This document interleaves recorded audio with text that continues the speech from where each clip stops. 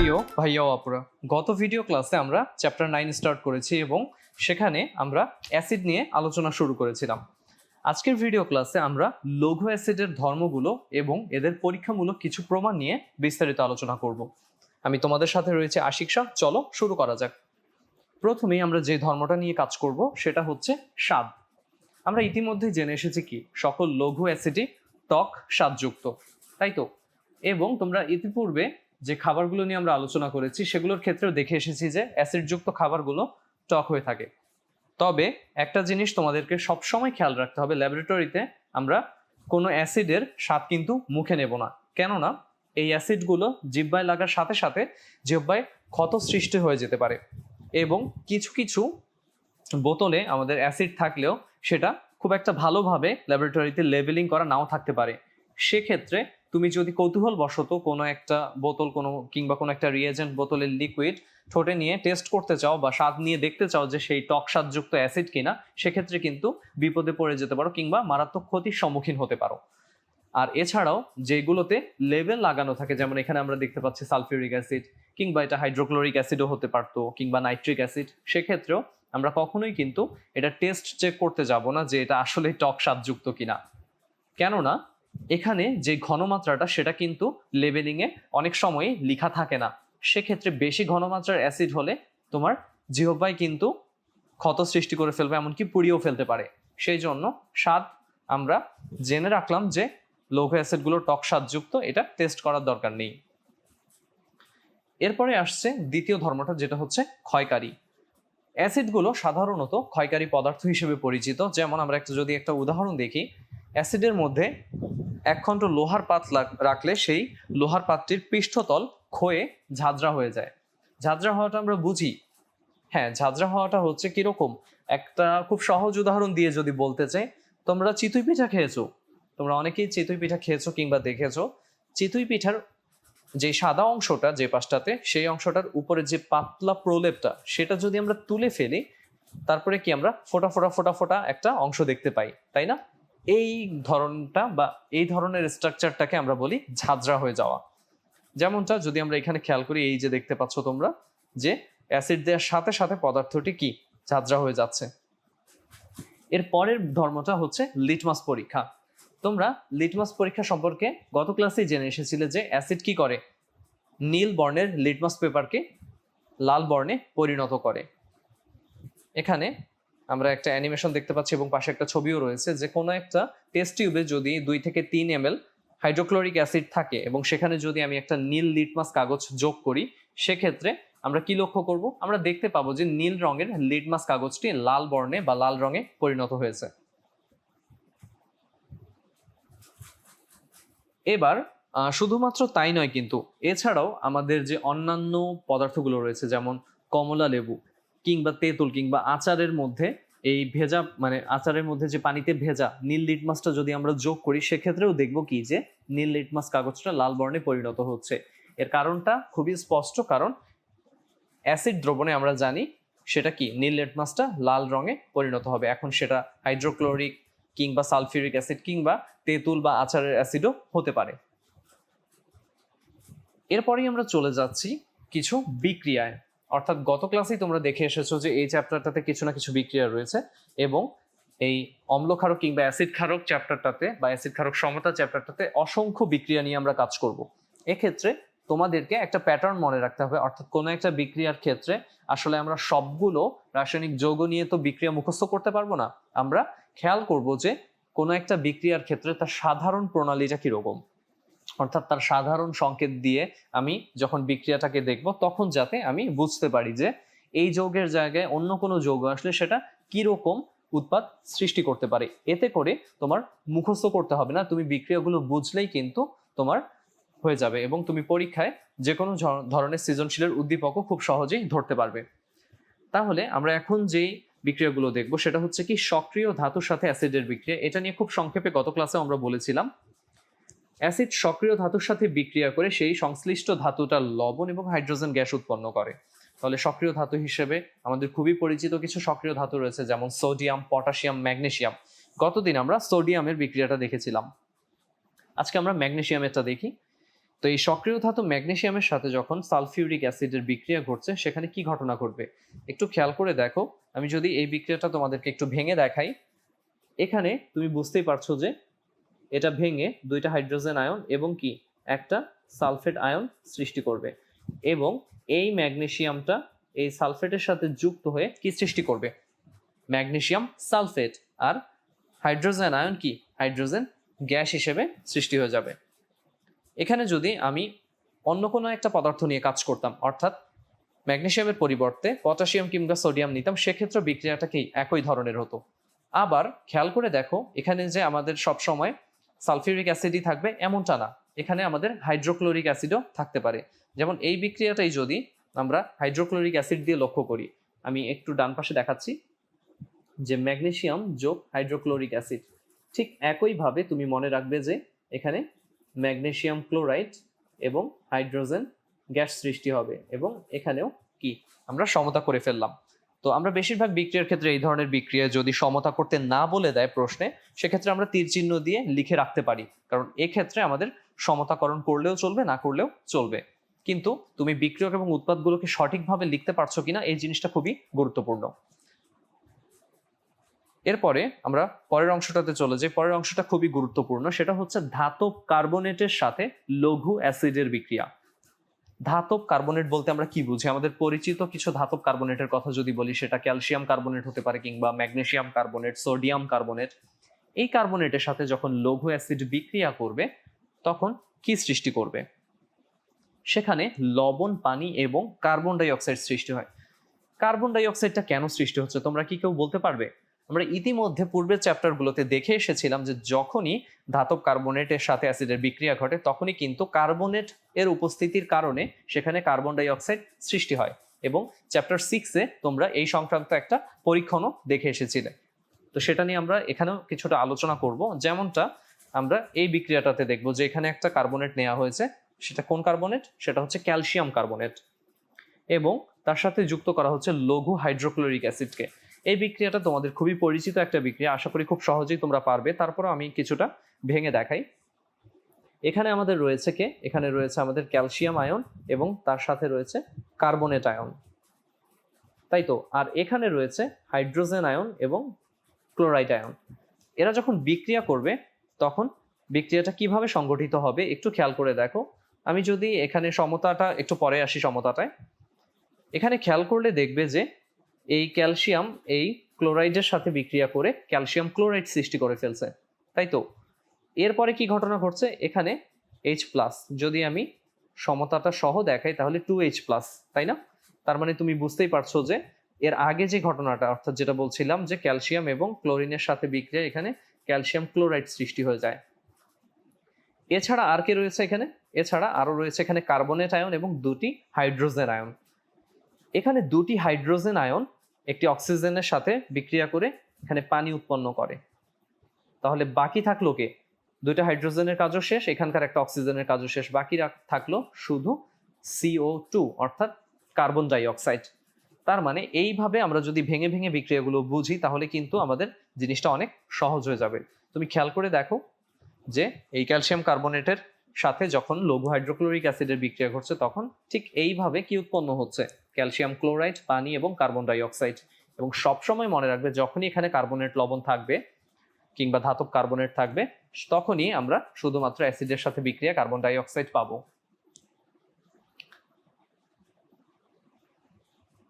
এবং এখানে যে কার্বন ডাই অক্সাইডটা রয়েছে সেটা কি? সেটা বুদবুদ আকারে বেরিয়ে আসে। একটু খেয়াল করি আমরা ডান পাশটাতে, ক্যালসিয়াম কার্বনেটের সাথে হাইড্রোক্লোরিক অ্যাসিড যখনই দেখানো হলো, এখানে কি বুদবুদ আকারে বা ফ্যানার আকারে কার্বন ডাই অক্সাইড গ্যাসটা সৃষ্টি হচ্ছে। এবার উৎপন্ন কার্বন ডাই অক্সাইড গ্যাসটাকে আমরা যদি এই জিনিসটা একটু লক্ষ্য করি, এখানে ক্যালসিয়াম কার্বনেট লঘু হাইড্রোক্লোরিক অ্যাসিড দিলাম, তখন এখান থেকে কার্বন ডাই অক্সাইড গ্যাস সৃষ্টি হয়ে এই টেস্ট টিউবটাতে জমা হচ্ছে। এই জিনিসটা তোমরা দেখে এসেছো চ্যাপ্টার 6-এর সেই এক্সপেরিমেন্টটাতে। তাহলে লঘু হাইড্রোক্লোরিক অ্যাসিডের সাথে ক্যালসিয়াম কার্বনেটের বিক্রিয়া এখানে কি কার্বন ডাই অক্সাইড গ্যাসটা সৃষ্টি হচ্ছে, যেটা একটু আগে আমি ফ্যানার আকারে দেখিয়েছি। আমার ফ্যানার আকারে পুরো বিক্রিয়াটা সংগঠিত হচ্ছে এবং সেখান থেকে বুদবুদ করে কার্বন ডাই অক্সাইড গ্যাসটা সৃষ্টি হচ্ছে। এবার উৎপন্ন কার্বন ডাই অক্সাইড গ্যাসটাকে আমরা যদি চুনের পানির মধ্যে চালনা করি। তোমাদের কি মনে আছে সেখানে কি ঘটনা ঘটার কথা? আমরা চুনের পানিতে চালনা করলে চুনের পানির সংকেতটা কি? Calcium hydroxide. সেখানে কার্বন ডাই অক্সাইড চালনা করলে চুনের পানিটা ঘোলা হয়ে যায়। কেন ঘোলা হয়ে যায়? কারণ সেখানে ক্যালসিয়াম কার্বনেট সৃষ্টি হয়, যেটা হচ্ছে অদ্রবণীয়। এই অদ্রবণীয় ক্যালসিয়াম কার্বনেট সৃষ্টি হওয়ার কারণে চুনের পানিটা প্রথমে ঘোলা হয়ে যায়। এবার আমি যদি আরো কার্বন ডাই অক্সাইড সেখানে যুক্ত করি, তখন কি ঘটনা ঘটবে? খেয়াল করে দেখো, আরো যখন কার্বন ডাই অক্সাইড গ্যাসকে আমি চালনা করব, তখন কিন্তু এই ঘোলা চুনের পানিটা আবার স্বচ্ছ হয়ে যাবে। এর কারণটা কি?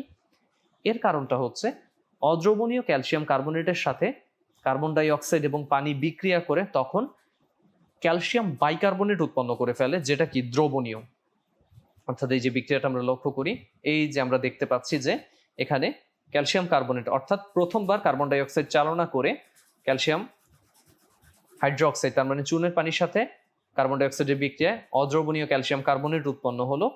এবং পরবর্তীতে আমি যদি আরো অতিরিক্ত কার্বন ডাই অক্সাইড গ্যাস চালনা করি, সেক্ষেত্রে কি উৎপন্ন হবে? এখানে একটু ভুল এসেছে, একটু খেয়াল করো, আমি একটু সংশোধন করে দেই। এখানে এটা পানি হবে, H2O। তাহলে ক্যালসিয়াম কার্বনেট, পানি এবং কার্বন ডাই অক্সাইডের বিক্রিয়ায় আমি পাচ্ছি ক্যালসিয়াম বাইকার্বনেট কিংবা ক্যালসিয়াম হাইড্রোজেন কার্বনেট, এবং সেটা হচ্ছে কি? স্বচ্ছ। এ কারণেই পরবর্তী ধাপে কার্বন ডাই অক্সাইড চালনায় ঘোলা চুনের পানিটা স্বচ্ছ হয়ে যাচ্ছে।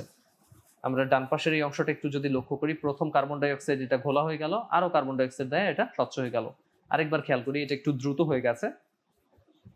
প্রথম কার্বন ডাই অক্সাইড যখন আসছে তখন এটা ঘোলা, আরো কার্বন ডাই অক্সাইড, তখন এটা স্বচ্ছ। ঘোলা এবং স্বচ্ছটা, ঘোলাটা বোঝাতে ভাইয়া অ্যাশ কালার ব্যবহার করেছি, আর স্বচ্ছটা বোঝাতে একদম ট্রান্সপারেন্ট সাদার মতন কিছুটা। এবং এই এক্সপেরিমেন্টটাও তোমরা, বা এই পরীক্ষাটাও তোমরা দেখে এসেছো চ্যাপ্টার 6 এর সেই এক্সপেরিমেন্টটাতে। তাহলে যেটা বলছিলাম যে অদ্রবণীয় ক্যালসিয়াম কার্বনেটের সাথে কার্বন ডাই অক্সাইড এবং পানির বিক্রিয়ায় দ্রবণীয় ক্যালসিয়াম বাইকার্বনেট উৎপন্ন হচ্ছে, যার কারণে ঘোলা চুনের পানিটাকে স্বচ্ছ দেখাচ্ছে। এবার এই বিক্রিয়াটা কি আমরা শুধুমাত্র ক্যালসিয়াম কার্বনেটের সাথে হাইড্রোক্লোরিক অ্যাসিডের বিক্রিয়া ঘটিয়ে সেখানে ক্যালসিয়াম ক্লোরাইড, পানি এবং কার্বন ডাই অক্সাইড পাবো? না, আমি ধাতব কার্বনেটের সাথে এখানে হাইড্রোক্লোরিক অ্যাসিড বাদেও সেখানে আমি সালফিউরিক অ্যাসিড ব্যবহার করতে পারি, সেখানে আমি নাইট্রিক অ্যাসিডও ব্যবহার করতে পারি। কিভাবে একটু দেখি আমরা। এই যে খেয়াল করে দেখো, এখানে সোডিয়াম কার্বনেট, আমি যৌগটাকে চেঞ্জ করে দিয়েছি। সোডিয়াম কার্বনেটের সাথে সালফিউরিক অ্যাসিডের বিক্রিয়ায় কি কি উৎপন্ন হচ্ছে খেয়াল করে দেখো, খুবই সহজ। এখানকার সোডিয়াম এখানকার সালফেটের সাথে যুক্ত হয়ে সোডিয়াম সালফেট, এবং সংকেতগুলো কিন্তু খুবই গুরুত্বপূর্ণ। এবং সংকেতগুলো লেখার জন্য আমাদের কি সেই আগের ভিডিও ক্লাস, অর্থাৎ আগের চ্যাপ্টারগুলো ধারণা লাগবে, যেখানে আমরা যোজনী রাসায়নিক বন্ধন নিয়ে আলোচনা করে এসেছি। আমরা জানি সোডিয়ামের যোজনী 1, সালফেটের 2, অর্থাৎ সোডিয়াম সালফেট মানে Na2SO4, কারণ একটার যোজনী আরেকটার ডান পাশের নিচে ছোট করে লেখা হতো। তাহলে দেখো, সোডিয়াম এখানকার সালফেটের সাথে বিক্রিয়া সোডিয়াম সালফেট, এখানকার হাইড্রোজেন এখানকার একটা অক্সিজেনকে নিয়ে পানি, এবং এখানকার একটা অক্সিজেন চলে যাওয়া, এই অংশটা কার্বন ডাই অক্সাইড। আবার ক্যালসিয়াম কার্বনেটের সাথে আমি এবার নাইট্রিক অ্যাসিড নিয়েছি, তার মানে বুঝতেই পারছো এখানকার ক্যালসিয়াম এবার এখানকার নাইট্রেটের সাথে যুক্ত হয়ে ক্যালসিয়াম নাইট্রেট সৃষ্টি করবে। ক্যালসিয়ামের যোজনী ছিল 2, নাইট্রেটের ছিল 1, তাহলে তার যৌগটা হবে এরকম দেখতে, ক্যালসিয়াম নাইট্রেট। আর যৌগমূলকের পাশে যখন ছোট করে সংখ্যা লেখা হয় 2 অথবা 3, সেক্ষেত্রে সেটাকে আমরা ফার্স্ট ব্র্যাকেটে রাখি, যেমনটা এখানেও করেছি, যে ক্যালসিয়ামের যোজনী হচ্ছে 1 আর বাইকার্বনেটের যোজনীটা হচ্ছে কত? ক্যালসিয়ামের যোজনীটা হচ্ছে 2 আর বাইকার্বনেটের যোজনীটা হচ্ছে 1। এবং এই যে বাইকার্বনেট কিংবা সালফেট কিংবা নাইট্রেট, এরা সবাই কি? যৌগমূলক। এবার আমরা আরেকটা ধর্মে চলে যাচ্ছি। একটু আগ পর্যন্ত আমরা দেখলাম ধাতব কার্বনেটের সাথে লৌহ অ্যাসিডের বিক্রিয়া, এবার আমরা দেখব ধাতব বাইকার্বনেটের সাথে লৌহ অ্যাসিডের বিক্রিয়া। তাহলে কি কি ধরনের পরিবর্তন আসতে বলে তোমাদের মনে হবে? কোনো ধরনের পরিবর্তন কি আসতে পারে? না, এখানে কোনো ধরনের সেরকম পরিবর্তন আমরা পাবো না। অর্থাৎ আগে যেমন কার্বনেটের সাথে, ধাতব কার্বনেটের সাথে লৌহ অ্যাসিডের বিক্রিয়া আমরা লবণ, পানি, কার্বন ডাই অক্সাইড পেয়েছি, এখানেও আমরা ঠিক একইভাবে লবণ, পানি এবং কার্বন ডাই অক্সাইডই পাবো। খেয়াল করে দেখো, প্রথমেই রয়েছে এখানে ক্যালসিয়াম বাইকার্বনেট, তার সাথে হাইড্রোক্লোরিক অ্যাসিডের বিক্রিয়ায় এই ক্যালসিয়ামটা এখানকার ক্লোরিনের সাথে যুক্ত হয়ে ক্যালসিয়াম ক্লোরাইড সৃষ্টি করবে, এবং আবার ঠিক আগের মতন এখানে পানি এবং কার্বন ডাই অক্সাইড সৃষ্টি হবে, শুধুমাত্র সমতাকরণে কিছুটা ভিন্নতা আসতে পারে। আবার সমতাকরণটা আমি এখানে দেখাচ্ছি না, তোমরা করে ফেলবে। পরবর্তী উদাহরণে আমরা দেখতে পাচ্ছি যে সোডিয়াম বাইকার্বনেটের সাথে সালফিউরিক অ্যাসিড। তার মানে দেখে একটু কমপ্লিকেটেড মনে হতেই পারে, কিন্তু বিক্রিয়ার ধরনটা ঠিক একই রকম। সোডিয়াম এখানকার ঋণাত্মক মূলক সালফেটের সাথে যুক্ত হয়ে সোডিয়াম সালফেট উৎপন্ন করবে, আর একই সাথে এখানে পানি এবং কার্বন ডাই অক্সাইড উৎপন্ন হবে। এটা মনে হয় সমতা করাই রয়েছে, এটা তোমরা একটু মিলিয়ে দেখতে পারো। এরপরে আরেকটা দেখতে পাচ্ছি সোডিয়াম বাইকার্বনেট বা সোডিয়াম হাইড্রোজেন কার্বনেটের সাথে নাইট্রিক অ্যাসিডের বিক্রিয়া ঠিক একই রকম। সোডিয়াম এখানকার ঋণাত্মকটার সাথে যুক্ত হয়ে সোডিয়াম নাইট্রেট উৎপন্ন করবে। সোডিয়ামের যোজনীয় এক, নাইট্রেটের যোজনীয় এক, এই জন্য NaNO3, এবং পাশাপাশি এখানে পানি এবং কার্বন ডাই অক্সাইড ঠিক আগের মতন। শেষের দিকে আমরা চলে আসছি যখন, তখনই আমরা অ্যাসিডের সাথে এবার ক্ষারের বিক্রিয়া ঘটাবো, অর্থাৎ ধাতব হাইড্রো অক্সাইডকে আমরা কি বলি? ক্ষার বলি। এই ক্ষারের সাথে অ্যাসিডের বিক্রিয়া কি উৎপন্ন হবে? এটার উত্তর তোমরা সবাই জানো, এখানে প্রশমন বিক্রিয়া ঘটবে এবং লবণ ও পানি উৎপন্ন হবে।